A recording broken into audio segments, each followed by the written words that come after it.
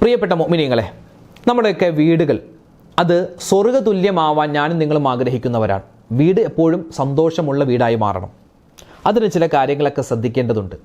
ആ കാര്യങ്ങൾ വീടിൻ്റെ ഉള്ളിൽ ശ്രദ്ധിക്കണം, വീടിൻ്റെ പുറത്തും ശ്രദ്ധിക്കണം. ബാത്റൂമിൻ്റെ ഡോർ എപ്പോഴും അടച്ചിടണം. പലരും ശ്രദ്ധിക്കാത്തതാണ്. ബാത്റൂമിലേക്ക് നമ്മൾ കയറി നമ്മൾ ഇറങ്ങി അല്ലേ, അപ്പോൾ എപ്പോഴും ഡോറ് ലോക്കാക്കണം. വീടിൻ്റെ ഉള്ളിൽ നജസ്സുള്ള വസ്തു കൂട്ടിയിടരുത്. കുട്ടികളുടെ പാമ്പേഴ്സ് അല്ലേ, അതിനകത്ത് മൂത്രമുണ്ടാവും, മലമുണ്ടാവാം. അതെന്ത് ചെയ്യും? റൂമിൻ്റെ മൂലയിൽ ഇങ്ങനെ കൂട്ടിയിടുന്ന ഒരവസ്ഥ ഉണ്ടാവരുത്. നമ്മുടെ വീടിനോട് ചേർന്ന് ഇന്നത്തെ ക്ലാസ്സിൽ നമ്മൾ പറയുന്ന ചില മരങ്ങൾ, ചില ചെടികൾ ഉണ്ട് എങ്കിൽ അത് വലിയ അബദ്ധം വരുത്തും. മാത്രമല്ല ആ വീട്ടിൽ മരണങ്ങൾ കൂടുമെന്നാണ്. വീടിനോട് ചേർന്ന് ഇനി പറയാൻ പോകുന്ന ചില ചെടികളോ മരങ്ങളോ ഉണ്ട് എങ്കിൽ ഇന്ന് തന്നെ അത് മാറ്റണം. ഇല്ലെങ്കിൽ അപകട മരണങ്ങൾ, പെട്ടെന്നുള്ള അസുഖങ്ങൾ, കടങ്ങൾ വന്നു ചേരും. അള്ളാഹു കാത്തിരക്ഷിക്കട്ടെ. അപ്പോൾ വീടിൻ്റെ ഉള്ളിലും വീടിൻ്റെ പുറത്തും പൈശാചികമായ ഉപദ്രവങ്ങൾ ഇല്ലാതിരിക്കാൻ ശ്രദ്ധിക്കേണ്ട പ്രധാനപ്പെട്ട ചില കാര്യങ്ങളാണ് പറയുന്നത്. അവസാനം വരെ കേൾക്കാൻ മറന്നു പോവണ്ട. കേട്ട കാര്യങ്ങൾ ജീവിതത്തിൽ അമൽ ചെയ്യാൻ എനിക്കും നിങ്ങൾക്കും അള്ളാഹു തൗഫീക്ക് തരട്ടെ. ആമീൻ. അള്ളാഹു നമുക്ക് ആരോഗ്യം നിലനിർത്തി തരട്ടെ. ആമീൻ. രോഗങ്ങളിൽ നിന്നുള്ള മുക്തി തരട്ടെ. ആമീൻ. രണ്ടാമത്തേത് നല്ല ഒരു ഉപജീവനം അല്ലെ, ഉപജീവനം, നല്ലൊരു ജോലി, അതുപോലെ തന്നെ നല്ല ഒരു ഇണ. ഭർത്താവിന് നല്ല ഭാര്യ, ഭാര്യയ്ക്ക് നല്ല ഭർത്താവ്, നല്ല ഒരു വീട്. അള്ളാഹുവേ, വീടില്ലാതെ കഷ്ടപ്പെടുന്ന എത്രയോ ആളുകളുണ്ട്. റബ്ബേ, അവർക്കൊക്കെ നീ ഖൈറായ വീട് കൊടുക്കണേ അല്ലാ. വീട് പണി നടക്കുന്നവരുണ്ട്, എളുപ്പമാക്കി കൊടുക്കണേ അല്ലാ. ഞങ്ങളുടെയൊക്കെ വീട്ടിൽ സ്വസ്ഥതയും സമാധാനവും റാഹത്തും നൽകണേ അല്ലാ. ആമീൻ. വീട് വലിയൊരു അനുഗ്രഹമാണ് അല്ലേ. എത്രയോ ആളുകൾ 55 വർഷമായി ഉസ്താദെ, അല്ലെങ്കിൽ 35 വർഷമായി ഞങ്ങളൊരു വീടിന് വേണ്ടി കഷ്ടപ്പെടുകയാണ്. സ്വന്തമായിട്ടൊരു വീടില്ല, ഞങ്ങൾ പല സ്ഥലത്തും വാടകയ്ക്കും അതുപോലെ പണയത്തിനും ഒക്കെ ആയിട്ടാണ് ജീവിക്കുന്നത് എന്നൊക്കെ പറഞ്ഞ് ദുആ വസിയത്ത് പറഞ്ഞിട്ടുള്ള ഒരുപാട് പേരുണ്ട്. അല്ലാഹു തആല ഈ വീടില്ലാതെ കഷ്ടപ്പെടുന്ന എല്ലാവർക്കും ഖൈറായ വീട് നൽകി അനുഗ്രഹിക്കുമാറാവട്ടെ. പലരുമൊക്കെ പഞ്ചായത്തിൽ നിന്നും പൈസ കിട്ടാൻ കാത്തിരിക്കുന്നവരാണ്. ചില ആളുകൾ പള്ളികളിൽ അപേക്ഷ കൊടുത്തിട്ടുണ്ട്. ചില ആളുകൾ ചാരിറ്റികൾക്കൊക്കെ വലിയ പ്രതീക്ഷ വെച്ചിരിക്കുകയാണ്, ഇങ്ങനെ വീട് വെക്കാൻ വേണ്ടിയുള്ള പൈസക്ക് വേണ്ടിയൊക്കെ. നമുക്ക് അല്ലാഹു തആല തന്നിട്ടുള്ള വീട് അത് ചെറുതാണെങ്കിലും അതൊരു മനസ്സമാധാനമുള്ള വീടാണെങ്കിൽ അൽഹംദുലില്ലാ വലിയ സന്തോഷമാണ്. ചില ആൾക്കാരുണ്ട് വലിയ കൊട്ടാരം പോലെ വലിയ വീട് വെക്കും, 5, 6, 7, 8 ഒക്കെ മുറിയുണ്ടാകും. വലിയ കൊട്ടാരം പോലത്തെ വീട്ടിൽ സമാധാനം ഉണ്ടായില്ലെങ്കിൽ മക്കൾ എപ്പോഴും വഴക്കാണ്, അല്ലെങ്കിൽ ഭാര്യ ഭർത്താവ് തമ്മിൽ വഴക്കാണ്, എപ്പോഴും കടങ്ങളാണ്, അല്ലെങ്കിൽ എന്താണ് എപ്പോഴും രോഗങ്ങളാണ്. അങ്ങനെ ഒരു സമാധാനമില്ലാത്ത വലിയൊരു വീടാണെങ്കിൽ ആ വീട് കൊണ്ട് വലിയ കാര്യമില്ല. എന്നാൽ ചെറിയൊരു വീട്, ഒരു മുറിയുണ്ട്, ഒരു അടുക്കളയുണ്ട്, ഒരു ഹോളുണ്ട്, അത്രേ ഉള്ളൂ. പക്ഷേ വലിയ സന്തോഷമാണ് ആ വീട്ടിൽ. മക്കളും മാതാപിതാക്കളും എല്ലാവരും, സഹോദരന്മാരും സഹോദരങ്ങൾ എല്ലാവരും വലിയ സന്തോഷത്തിലും ഹാപ്പിയിലും സന്തോഷത്തിലും ചിരിക്കുന്നു അല്ലേ. അങ്ങനെയൊക്കെ ആണെങ്കിൽ എന്താണ്, വലിയ ഒരു റാഹത്ത് നമ്മുടെ ജീവിതത്തിൽ ഉണ്ടാകും. അപ്പോൾ വീട് ഉണ്ടാവണം. അതുപോലെ തന്നെ ആ വീട്ടിൽ എന്തുണ്ടാവണം? സമാധാനം ഉണ്ടാവണം. വീടിനുമായി ബന്ധപ്പെട്ട് വിശുദ്ധ ഖുർആനിൽ തന്നെ അല്ലാഹു തആല പറയുന്നത് മസ്കൻ എന്നാണ്. ദാർ എന്ന് പറഞ്ഞാലും വീടെന്നർത്ഥം വരും, ബൈത്ത് എന്ന് പറഞ്ഞാലും വീടെന്നർത്ഥം വരും.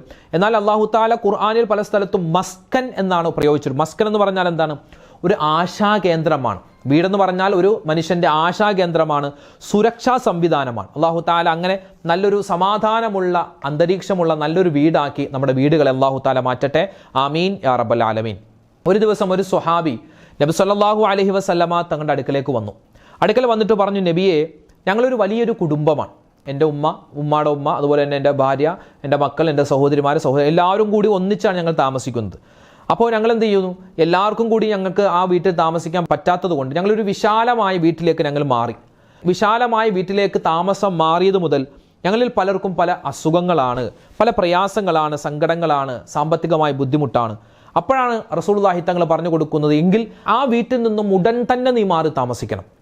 ആ വീട്ടിൽ നിന്നും നിർബന്ധമായി മാറി താമസിക്കണം. കാരണം ആ വീട് അത് നാശത്തിലേക്ക് കൊണ്ടുപോകും. അങ്ങനെയുണ്ട് ചില വീടുകൾ, അത് നാശത്തിലേക്ക് കൊണ്ടുപോകും. നമ്മുടെ വീട് എങ്ങനെ ബറക്കത്തുള്ളതാക്കാം, എങ്ങനെ ആ വീട്ടിൽ നിന്നുള്ള പൈശാചിക ഉപദ്രവങ്ങൾ നമുക്ക് മാറ്റിയെടുക്കാം. എല്ലാ നന്മയും തിന്മയും ആരുടെ ഭാഗത്തു നിന്നാണ്? അള്ളാഹുവിൻ്റെ ഭാഗത്തു നിന്നാണ് അല്ലേ. ഏത് തിന്മ വന്നാലും അത് അള്ളാഹുവിൻ്റെ ഭാഗത്താണ്, ഏത് നന്മയുണ്ടായാലും അത് അള്ളാഹുവിൻ്റെ ഭാഗത്താണ്. ഇപ്പം നമ്മുടെ ജീവിതത്തിൽ എന്തൊരു ആക്സിഡൻറ്റ് സംഭവിച്ചാൽ, ഒരു രോഗം വന്നാൽ, അതൊക്കെ പടച്ചവൻ്റെ തീരുമാനങ്ങളാണ്. പക്ഷെ അള്ളാഹുവിൻ്റെ തീരുമാനങ്ങളെപ്പോലും മാറ്റിയെടുക്കാൻ പറ്റുന്ന ചില കാര്യങ്ങളുണ്ട്. ഒന്ന് ദുആയാണ്, ഒന്ന് നല്ലവണ്ണമുള്ള ദുആ. നബി തങ്ങൾ സല്ലല്ലാഹു അലൈഹി വസല്ലം തങ്ങളുടെ ഹദീസിൽ കാണാം, മനുഷ്യന് ആയുസ് കൂടും ആയുസ് കുറയും. ചിലപ്പോൾ ആയുസ് കുറയുന്ന ഒരു കാര്യമാണ് പിണങ്ങിക്കഴിയുക. ഉമ്മയോട്, വാപ്പയോട്, ഭാര്യയോട്, ഭർത്താവിനോട്, മക്കളോട്, അതുപോലെ തന്നെ സഹോദരിമാരോട്, സഹോദരങ്ങളോട്, അയൽവാസികളോട്, കൂട്ടുകാരോട്, നാട്ടുകാരോടൊക്കെ പിണങ്ങിക്കഴിയുക എന്ന് പറഞ്ഞാൽ അത് ആയുസ് ചുരുക്കിക്കളയും. ഇനി പിണക്കമില്ലെങ്കിലോ ആയുസ് ദീർഘിപ്പിച്ച് കിട്ടുമെന്നാണ്. അതുപോലെ മാതാപിതാക്കളെ ഉപദ്രവിച്ചാൽ ആയുസ് ചുരുങ്ങിപ്പോകും. അവർക്ക് ഖിദ്മത്ത് ചെയ്താൽ, അവർക്ക് ഗുണം ചെയ്താൽ ആയുസ് നീട്ടിക്കിട്ടും.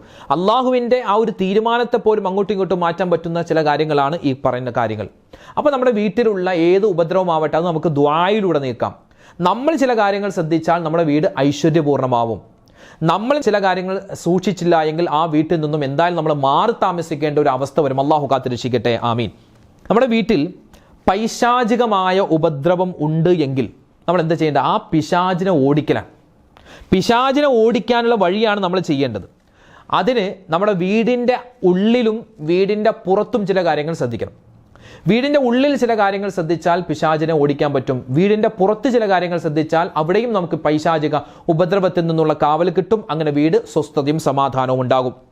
ഇനി കേട്ടോ, വീടിൻ്റെ അകത്ത്, നമ്മുടെ വീടിൻ്റെ, നമ്മുടെ ഭവനത്തിൻ്റെ, നമ്മുടെ ഫ്ലാറ്റ് ആണെങ്കിൽ ഫ്ലാറ്റ്, അതിൻ്റെ ഉള്ളിൽ പൈശാചിക പിശാച് എന്ന് പറഞ്ഞാൽ മജ്റദ്ദം എന്നാണ്. അവൻ നമ്മുടെ രക്തം സഞ്ചരിക്കുന്ന ഏതൊക്കെ സ്ഥലങ്ങളുണ്ടോ അവിടെയൊക്കെ നമ്മുടെ ശരീരത്തിൻ്റെ ഉള്ളിലൂടെ അവൻ കടക്കുമെന്നാണ്. അത്രമാത്രം അവനിക്ക് നമ്മുടെ ശരീരത്തിൽ സ്വാതന്ത്ര്യം പടച്ചും കൊടുത്തിട്ടുണ്ട്. ഏത് സമയത്തും നമ്മളെ ഉപദ്രവിക്കാൻ പറ്റും അവനിക്ക്. അതുകൊണ്ട് പൈശാചികമായ ഉപദ്രവം ഇല്ലാതാക്കണം. നമ്മുടെ വീട്ടിൽ പിശാചുണ്ടാകും, നമ്മുടെ റൂമിൽ പിശാചുണ്ടാകും, അവനെ പുറത്താക്കണം. അതിനുള്ള വഴി എന്താണ്? 2-3 കാര്യങ്ങൾ. പിശാച് വീട്ടിൽ ഉണ്ടാകും ചില കാര്യങ്ങൾ ശ്രദ്ധിച്ചില്ലെങ്കിൽ. ഒന്ന്, എപ്പോഴും നമ്മുടെ പണ്ടൊക്കെ വീടിൻ്റെ തൊട്ടടുത്താണ്, അടുത്തെന്ന് പറഞ്ഞാൽ വീട്ടിൽ നിന്നും ഇറങ്ങി പുറത്തിറങ്ങിയിട്ട് വേണം എങ്ങോട്ട് പോകാൻ? ബാത്റൂമിലേക്ക് പോകാൻ, ടോയ്ലറ്റിലേക്ക് പോകാൻ, അല്ലേ? ശരിയാണ്. ഇന്നും അങ്ങനത്തെ സംവിധാനമുള്ള വീടുണ്ടാകും. പക്ഷെ ഇന്ന് എൻ്റെ വീട് ഉൾപ്പെടെ നമ്മുടെയൊക്കെ ഭൂരിഭാഗം ആളുകളുടെയും വീട് ഓരോ റൂമിൻ്റെയും ഉള്ളിൽ തന്നെ എന്തുണ്ട്? ബാത്റൂം സംവിധാനമുണ്ട്. അതൊക്കെ നല്ലതാണ്. പക്ഷേ ആ ബാത്റൂം ഉപയോഗിക്കുമ്പോഴും അങ്ങോട്ട് കടക്കുമ്പോഴും അവിടെ നിന്നും പുറത്തിറങ്ങുമ്പോഴൊക്കെ പൈശാചിക ഉപദ്രവം ഇല്ലാതിരിക്കാനുള്ള ചില പരിപാടികൾ ചെയ്യേണ്ടതുണ്ട്. അതിൽപ്പെട്ട ഒന്നാണെന്ത്? ബാത്റൂമിലേക്ക് കയറുമ്പോൾ ഇടത് കാലുകൊണ്ട് കയറുക. ആരൊക്കെ ശ്രദ്ധിക്കാറുണ്ട്? ബാത്റൂമിൽ നിന്ന് പുറത്തിറങ്ങുമ്പോൾ വലത് കാലുകൊണ്ട് ഇറങ്ങുക, തല മറക്കുക, ചെരുപ്പ് ധരിക്കുക, പിന്നെയോ ചെല്ലാനുള്ള ദുആകൾ പറയുക. അല്ലാഹുമ്മ ഇന്നി അഊദു ബിക മിനൽ ഖുബൂസി വൽ ഖബായിസ് എന്ന് പറഞ്ഞിട്ട് വേണം ബാത്റൂമിലേക്ക് കടക്കാൻ. തിരിച്ചിറങ്ങുമ്പോൾ ഗുഫ്റാനക അൽഹംദുലില്ലാഹില്ലദി അദ്ഹബ അന്നി അൽഅദാ വആഫാനി. അതുപോലെ തന്നെ അല്ലാഹുമ്മ തുഹിർ ഖൽബി മിനൻ നിഫാഖി വഹസ്സിൻ ഫർജി മിനൽ ഫവാഹിഷി എന്ന് തുടങ്ങിയ ദുആയൊക്കെ ഉണ്ട്. ആ ദുആകളൊക്കെ പറയുക. പിന്നെ ബാത്റൂമിൻ്റെ ഡോർ എപ്പോഴും അടച്ചിടണം. പലരും ശ്രദ്ധിക്കാത്തതാണ്. ബാത്റൂമിലേക്ക് നമ്മൾ കയറി, നമ്മൾ ഇറങ്ങി, അല്ലേ? അപ്പോൾ എപ്പോഴും ഡോറ് ലോക്കാക്കണം. ബാത്റൂമിൻ്റെ ഡോർ തുറന്നിടരുത്. അത് ദാരിദ്ര്യത്തെ വിളിച്ചു വരുത്തുമെന്നാണ്. 2, നമ്മുടെ വീടിൻ്റെ ഉള്ളിൽ ശ്രദ്ധിക്കേണ്ട മറ്റൊരു കാര്യമാണ്, വീടിൻ്റെ ഉള്ളിൽ നജസ്സുള്ള വസ്തു കൂട്ടിയിടരുത്. കുട്ടികളുടെ പാമ്പേഴ്സ്, അല്ലേ? അതിനകത്ത് മൂത്രമുണ്ടാവും, മലമുണ്ടാവാം. അതെന്ത് ചെയ്യും? റൂമിൻ്റെ മൂലയിൽ ഇങ്ങനെ കൂട്ടിയിടുന്ന ഒരു അവസ്ഥ ഉണ്ടാവരുത്. ചിലപ്പോൾ ഇന്നത്തെ ദിവസം ഇടും, നാളെ വാരിക്കൊണ്ട് പോകും. അങ്ങനെയല്ല, 3-4 ദിവസമൊക്കെ അങ്ങനെ തന്നെ കെട്ടിക്കിടക്കുന്ന ഒരവസ്ഥ, അതെന്താണ്? പൈശാചിക ഉപദ്രവം ഉണ്ടാവും.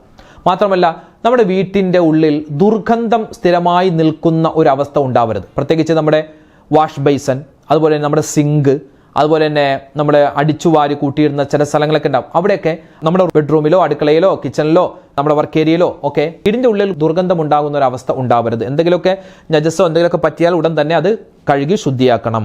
പിന്നെ വീടിൻ്റെ ഉള്ളിൽ തന്നെ ചപ്പ് ചവറുകൾ കൂട്ടിയിടുന്ന ഒരു അവസ്ഥ ഉണ്ടാവും. വേസ്റ്റ് ബാസ്ക്കറ്റിൽ ഇടുന്ന കാര്യമല്ല, അതല്ലാതെ അടിച്ചുവാരി ഇങ്ങനെ കൂട്ടിയിടുന്ന അവസ്ഥ ഉണ്ടാവരുത്.